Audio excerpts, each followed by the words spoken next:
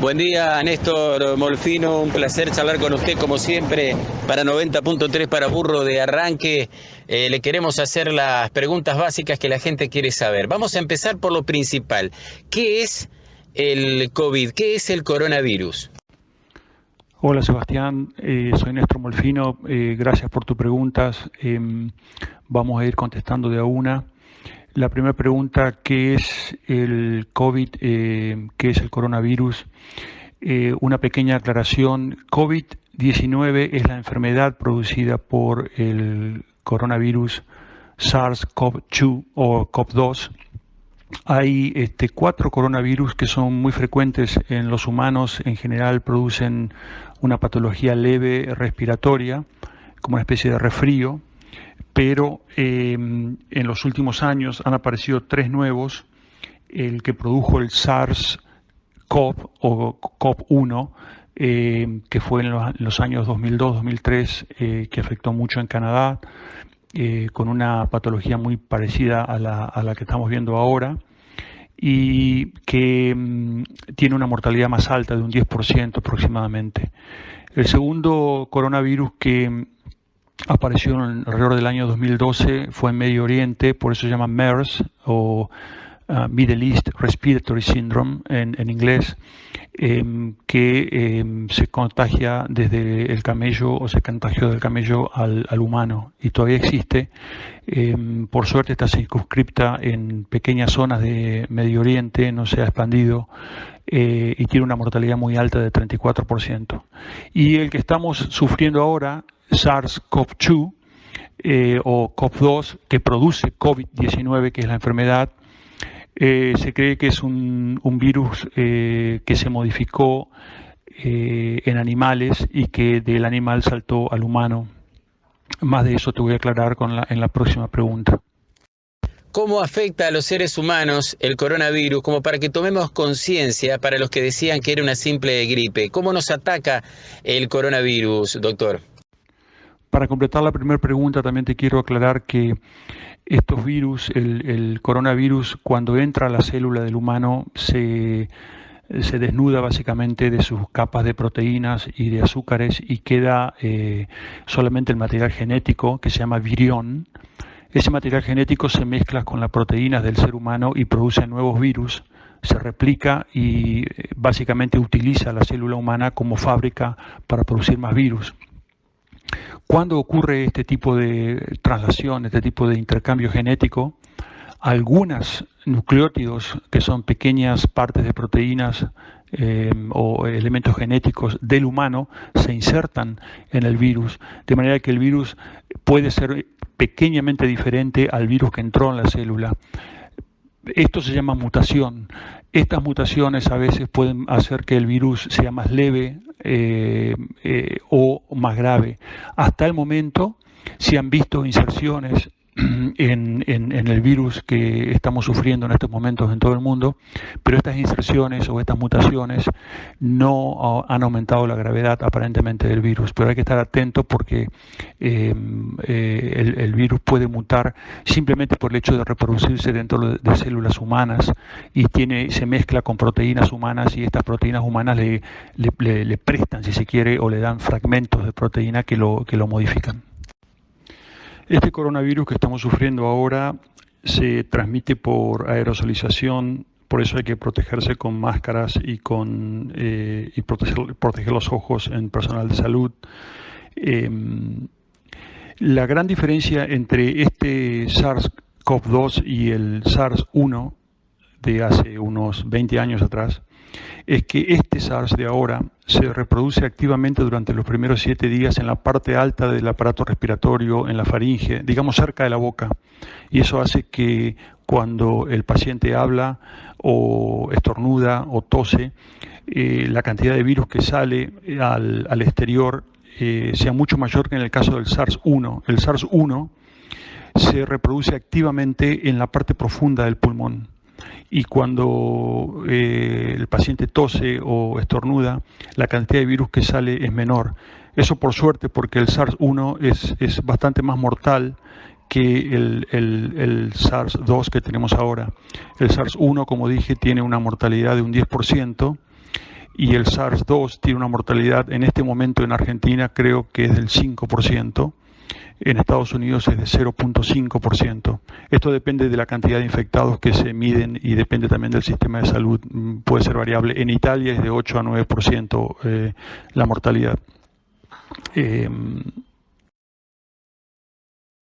¿Se puede convivir con el virus manteniendo la distancia, llevando barbijos unos y otros, manipulando alcohol en gel, haciendo lo que nos dicen que tenemos que hacer, limpiándonos cuando llegamos a nuestras casas? ¿Se puede convivir con el virus o hasta ahora la única herramienta que tenemos es quedarnos en nuestras casas?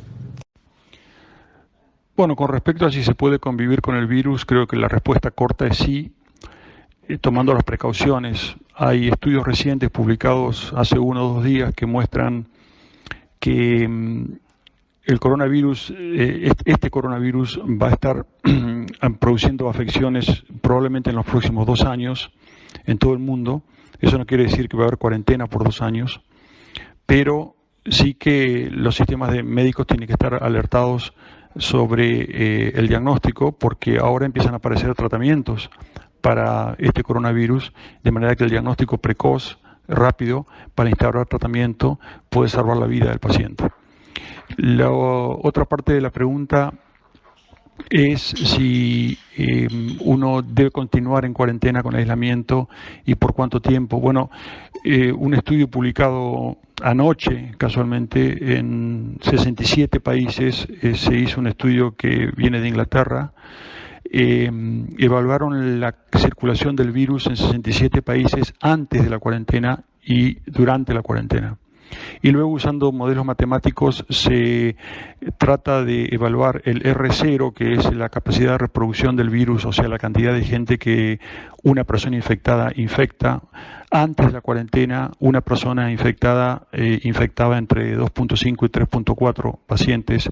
Ahora está infectando alrededor de 1 a 1.5. Y la idea es, el propósito es bajarlo abajo de 1. Cuando baja abajo de 1, las infecciones se frenan, porque una persona infecta menos de 1 que lo rodea. Sin embargo, este estudio matemático demuestra que relajando la cuarentena un 20% del tiempo, por ejemplo, una semana al mes, en algunos países correría el riesgo de la reaparición del pico. Esto puede no ser cierto en países que no han tenido pico o que han tenido muy baja circulación del virus. Yo creo que esta relajación de la cuarentena de un 20% que corre riesgo de reactivar el pico es más importante para países o zonas como New York, países como Inglaterra, España, Italia, que han tenido grandes picos de infección y de mortalidad. En lugares donde no ha habido pico, donde la infección, por cualquiera sea la razón, sea porque no se la detecta o sea porque realmente la infección está bien controlada y no es tan grave y no hay tantos internados ni tantas muertes, por suerte, relajar la cuarentena probablemente no produzca ningún pico masivo, pero sí hay que estar atentos, sobre todo en el hemisferio sur, donde viene el invierno, en donde va a haber muchas otras enfermedades respiratorias que van a producir consultas médicas, y creo que el diagnóstico precoz del coronavirus va a ser importante porque tanto el paciente como el médico se van a estar preguntando qué tipo de virus el paciente sufre, ya que en invierno sufrimos todos de rinovirus, sufrimos de gripe, sufrimos de parainfluenza, muchos otros virus que pueden producir enfermedades respiratorias que no son tan mortales como el coronavirus actual, pero que el coronavirus actual tiene tratamiento y por lo tanto el diagnóstico precoz va a ser importante. ¿A qué distancia estamos hoy por hoy de conseguir la vacuna o la solución a este problema mundial, doctor? ¿Estamos cerca, estamos lejos? Lo que se informa que se está probando con monos, ¿es verdad? ¿Es para mantener tranquila a la gente? ¿Qué información oficial mantienen ustedes ahí?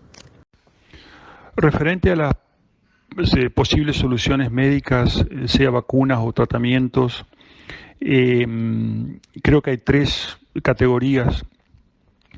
La primera y más inmediata es el plasma de convaleciente, porque el plasma de convaleciente, o sea, del paciente que se ha curado, contiene anticuerpos que defienden al paciente contra ese virus, y la administración de ese plasma puede dar resultados favorables. Esto no es nuevo, se utiliza en varias enfermedades que no tienen solución de otro tipo. El plasma de convaleciente también se puede utilizar para analizar qué tipo de anticuerpos es el que bloquea el virus y sintetizarlo en el laboratorio, concentrarlo si se quiere, hacerlo más puro y administrarlo. Yo creo que eso es probablemente va a ser la solución a futuro, aunque esa tecnología es bastante cara. La segunda solución que ya empezó esta semana realmente es medicamentos que se han utilizado para otras enfermedades o que se utilizan para otras enfermedades que pueden tener efectos positivos contra el SARS-CoV-2. Uno de estos es el Remdesivir. Remdesivir es una medicación que se planeó o se diseñó para combatir el ébola. No funcionó muy bien, pero un estudio reciente en más de 1000 pacientes acá en Estados Unidos demuestra que las internaciones se disminuyeron de 15 días a 11 días, lo cual puede no ser mucho tal vez, pero salvarse 4 días de estar en ventilación mecánica puede salvar la vida. Y la mortalidad, casualmente en ese estudio, bajó un 30% en los que recibieron Remdesivir. Ayer la FDA, la organización federal que aprueba los medicamentos en Estados Unidos, aprobó el uso de emergencia de Remdesivir en pacientes con SARS-CoV-2, con COVID-19, que es la enfermedad. De manera que van a empezar a aparecer relativamente pronto medicamentos que inclusive se van a combinar entre ellos para poder tratar a pacientes que padecen COVID-19.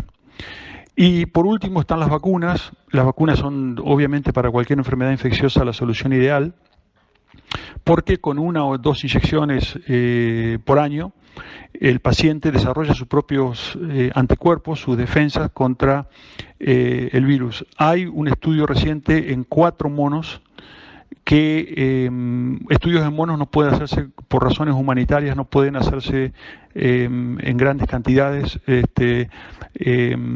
porque estas especies están protegidas y así debe ser.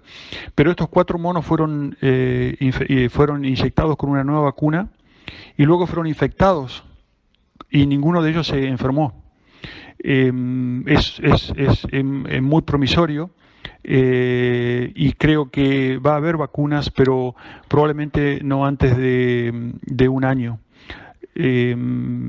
A su vez, cuando aparezca la primera vacuna o las primeras vacunas, el otro problema es la producción de vacunas, porque para producir millones de dosis hay que tener grandes plantas manufacturadoras de vacunas, de manera que yo creo que va a haber aparición de vacunas. Si aparecen, la aplicación en las poblaciones va a ser en forma progresiva. Primero van a ser los grupos de riesgo, son aquellos trabajadores que están en contacto con enfermos, aquellos pacientes que tengan comorbilidades, aquellas personas que necesitan ser los primeros respondedores en casos de catástrofes, como los militares, la policía, los bomberos, y luego va a ser la población general, de manera que va a haber una aplicación de vacunas por etapas. Esto me lleva a pensar que no creo que la vacuna sea una solución antes de 2 años o inclusive más tiempo para población en general. Así que por ahora creo que lo más promisorio es la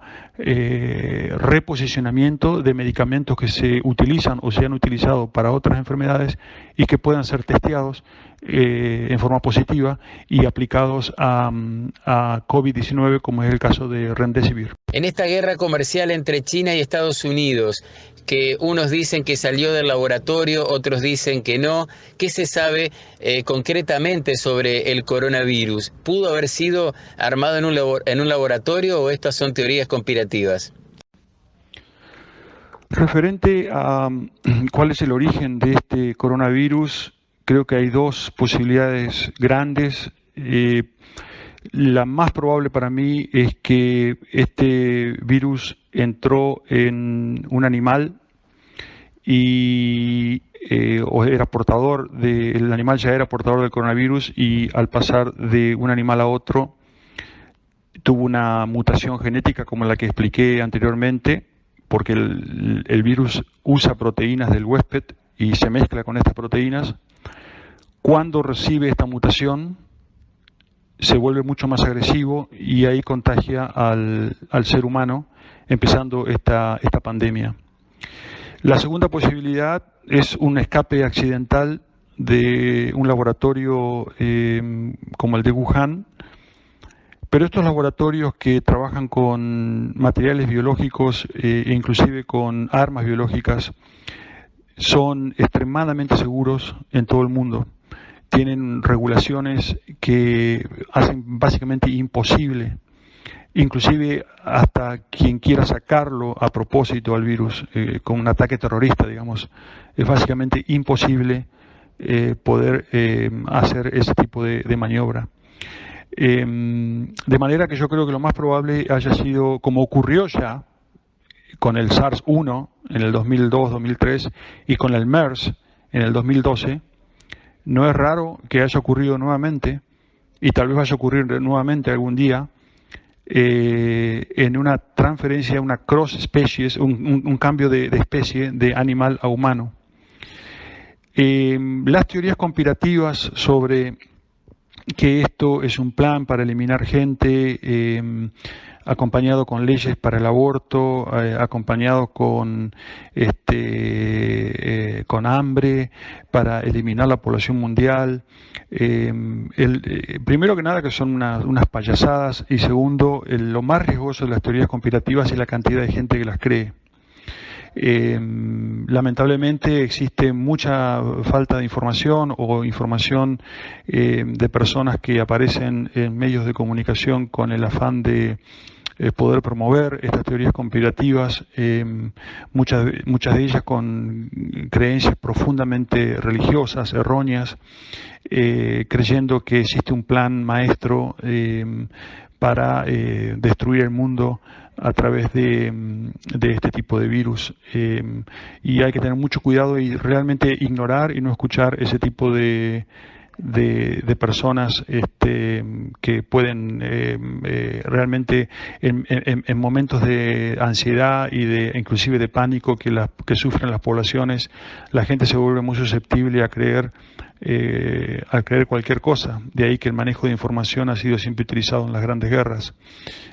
Yo creo que desde el punto de vista médico esto ya ocurrió, una transferencia de un animal al hombre ocurrió, esta sería la tercera vez, de manera que hay pruebas de que este tipo de salto de especies, que siempre ha sido muy peligroso, porque los animales tienen virus que nosotros no hemos estado expuestos, y cuando el humano se expone por primera vez a un virus que por millones de años los animales estuvieron expuestos y el hombre no, es solamente lógico pensar que va a ser mucho más grave en el hombre, porque el hombre no lo ha visto nunca a ese virus y por lo tanto no tiene defensas, que es lo que está pasando en este caso con el SARS-CoV-2 que produce COVID-19. ¿Qué mensaje le da a la gente de Victoria para que nos cuidemos, teniendo en cuenta que tenemos la suerte de tener más espacios que otras ciudades donde la mayoría de los habitantes están en edificios? ¿Qué podemos hacer ya para ir cerrando la nota y agradeciendo este tiempo para 90.3, doctor? Muchas gracias por este reportaje. Bueno, Sebastián, te agradezco la nota, muy buenas las preguntas tuyas, como siempre. Para la gente de Victoria, yo creo que mi mensaje, bueno, es escuchar cuáles son las directivas que bajan desde las autoridades. Las autoridades creo que han estado preocupadas por la salud general de la población, y también por ellos mismos, porque están preocupados de que no se fracture el sistema de salud. El sistema de salud argentino, lamentablemente yo hace varios años que lo vengo diciendo, que el día que hubiera una pandemia, Argentina iba a sufrir mucho si no se tomaban medidas, porque tenemos ciudades grandes, turísticas, que requieren que tengan mayor equipamiento de salud para poder solventar los avatares de este tipo de pandemias. Ahora viene el invierno, en el invierno va a haber muchas enfermedades respiratorias, Recuerden que la mayor parte de las enfermedades respiratorias son inocuas. La más grave de todas es la gripe, para la cual hay vacuna, y por eso todo el mundo debería vacunarse contra la gripe. Las más frecuentes son los rinovirus, que afectan, digamos, del cuello hacia arriba, producen congestión nasal, producen lagrimeo, producen estornudos, pueden producir dolor de cabeza, raramente producen fiebre. Y del cuello para abajo, digamos, está la gripe y ahora está el coronavirus, que producen tos seca, pueden producir dolores musculares, falta de aire.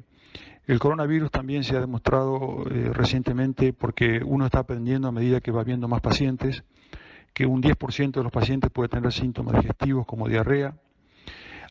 Ahora también se han visto pacientes que tienen una especie de lo que se llama dedos del COVID, que son como sabañones, que son bastante característicos del COVID y que se pueden ver en algunos pacientes, de manera que alteraciones en la piel también pueden ser producidas por COVID. Hay una necesidad de parte de las autoridades en todo el país, yo creo, de poder resucitar de una vez por todas el sistema de salud argentino. Hemos pedido créditos para hacer pavadas como bicicleta financiera, dar 60-80% de interés. No sería malo empezar a pedir créditos solamente para utilizar en salud, para poder construir hospitales modernos, poder tener sistema de diagnóstico rápido, poder seguir educando médicos como lo vienen haciendo, de alta calidad, poder consultar con expertos nacionales o extranjeros que tienen mucha experiencia en medicina y poder salir adelante de una vez por todas. ¿Y qué más quisiera un gobernante? Decir, mire, yo pedí crédito, pero eso lo puse todo en hospitales, mientras que nadie hasta ahora puede decir eso. Te dejo un abrazo grande y espero que todo salga bien, y ni bien se levanten las provisiones de viaje, voy a andar por Argentina. Te dejo un abrazo.